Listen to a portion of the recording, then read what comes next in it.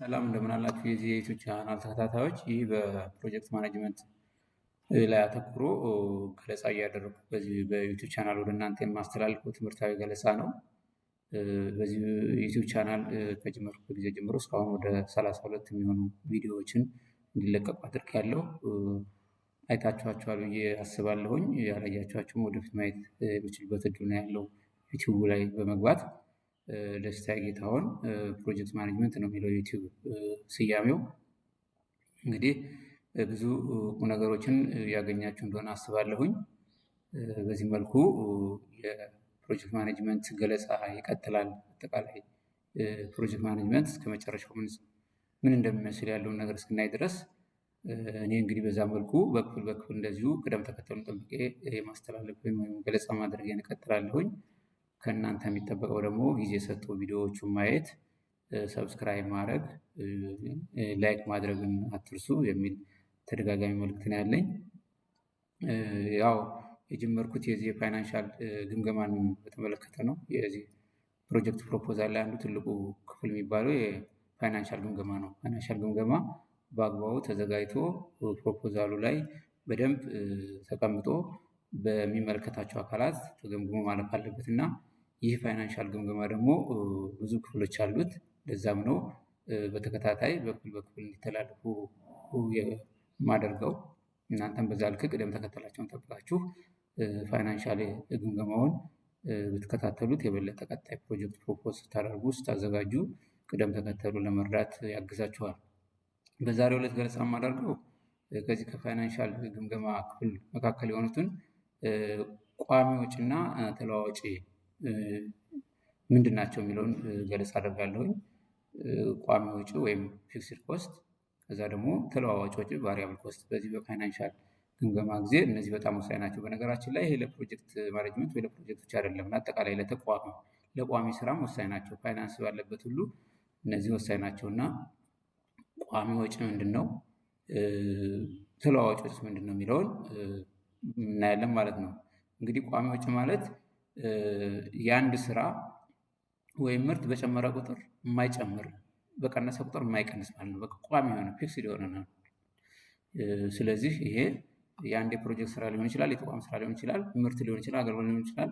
ምርቱ በጨመረ ቁጥር አይጨምርም፣ የዚህ ቋሚ ወጪ በቀነሰ ቁጥር አይቀንስም። ቋሚ ነው፣ ፊክስድ ነው እና ይሄ ነው ቋሚ የሚያሰኘው እና ይሄ አንዱ የዚህ የፋይናንስ ግምገማ ክፍል ነው ማለት ነው። በፕሮጀክት ምን በሌላ በመደበኛ ስራ ቢሆን እና ይሄ ቋሚ ወጪ በርካታ ነገሮችን ይይዛል።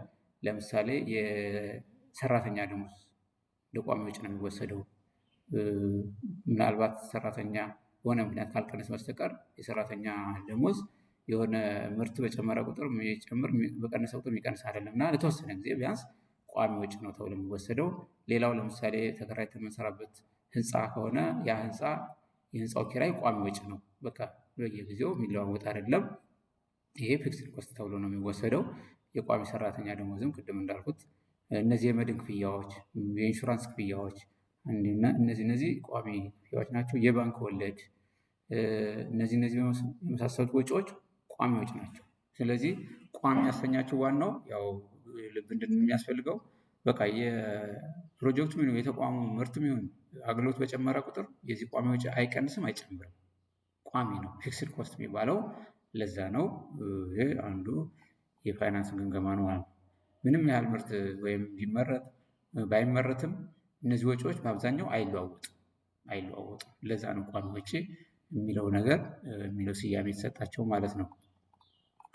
ሌላው ተለዋዋጭ ወጪ ነው። ተለዋዋጭ ወጪ ቫሪያብል ኮስት የምንለው ይሄ ደግሞ እንደየ አገልግሎቱ ሲጨምር ወይ ምርቱ ሲጨምር የሚጨምር ሲቀንስ የሚቀንስ ማለት ነው። ቫሪያብል ኮስት የምንለው ይሄ በቃ ተለዋዋጭ ነው። የምርቱን አገልግሎቱን መጨመር መቀነስ መሰረት አድርጎ በየጊዜው የሚለዋወጥ ነው ማለት ነው። ለምሳሌ አሁን ምርት የምናመርት ከሆነ ለዛ ምርት ደግሞ ግብዓት የምንጠቀም ቢሆን ያ ጥሬ ዕቃ ከሆነ የምንጠቀመው የጥሬ ዕቃው ዋጋ ይጨምራል ይቀንሳል። ምክንያቱም ጥሬ ዕቃውን በገዛን ቁጥር በጨመርን ቁጥር ዋጋ ይጨምራል፣ በቀነስን ቁጥር ደግሞ የመቀነስ እድል ይኖረዋል እና ይሄ ቫሪያብል ነው፣ ተለዋዋጭ ነው። እንደየጥሬ ዕቃው መጠንና ብዛት ይወሰናል ማለት ነው። ብዙ ከገዛን ብዙ ዋጋ ወጪ ይኖረዋል፣ ትንሽ ከገዛን ደግሞ ትንሽ ወጪ ይኖረዋል ማለት ነው እና ይሄ አንደኛው ቫሪያብል ኮስት ወይም ተለዋዋጭ የምንለው። ሌላው የማምረቻ ግብዓቶች ወጪዎች፣ እንደዚህም ቫሪያብል ኮስት ወይም ተለዋዋጭ ወጪ የሚሆነው የነዳጅና የኃይል ሰጪ።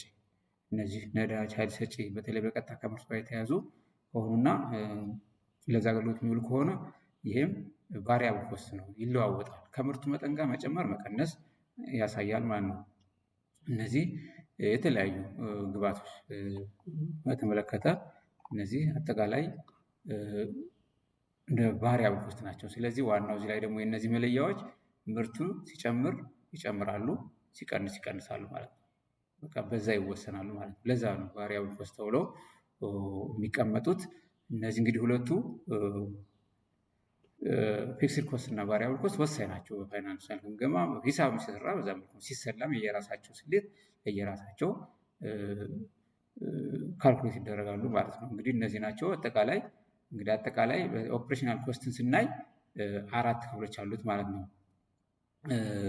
አንደኛው ቀጥተኛ ኮስት ነው። ባለፈው እንደገለጽኩት ቀጥተኛ ወጪ በቀጥታ ወጪ ነው። ሌላው ደግሞ ዳይሬክት ኮስት ማለት ነው። ሌላኛው ደግሞ ቀጥተኛ ያልሆነ ወጪ ወይም ኢንዳይሬክት ኮስት የምንለው ነው። በአሁኑ ቪዲዮ ገለጻ ደግሞ ያየናቸው ተለዋዋጭ ወጪ ቫሪያብል ኮስት እና ቋሚ ወጪ ወይም ፊክስድ ኮስት የሚባሉት ናቸው። እነዚህ 4ቱ ሂሳቦች በፕሮጀክት ፕሮፖዛላችን ላይ በደንብ የሚታዩ ነው የሚሆነው። ፕሮጀክት አፕሮቫይዘር ሲደረግ እነዚህን በአግባቡ ማሳየት ይቻላል። በእርግጥ ዶክሜንት ስለሆነ ብዙዎቹ ያው መረጃ መሰረት አድርገው ቅድመ ትንበያ ነው የሚሆኑት። ወደ ስራ ሲገባ ደግሞ አክቹዋሊ እያንዳንዱ ፊክስድ ኮስቱ፣ ቫሪያብል ኮስቱ፣ ዳይሬክት ኮስቱ፣ ኢንዳይሬክት ኮስቱ በደንብ እየተሰላ በደንብ የሂሳብ አሰራሩን ተከትሎ የፋይናንሱ በዛ ልክ ይተዳደራል፣ ማኔጅ ይደረጋል ማለት ነው እና እነዚህ ናቸው እንግዲህ ቀሪ የፋይናንሻል ግምገማ ላይ የቀሩትን ክፍሎች በሚቀጥለው አስተላልፍላችኋለሁ። በድጋሚ ሰብስክራይብ ማድረግን ላይክ ማድረግን አትርሱ። እንደዚሁም ቪዲዮውን ጊዜ ሰጣችሁ ይዩት። በያላችሁበት ሰላማችሁ ይብዛ። ደህና ቆዩ።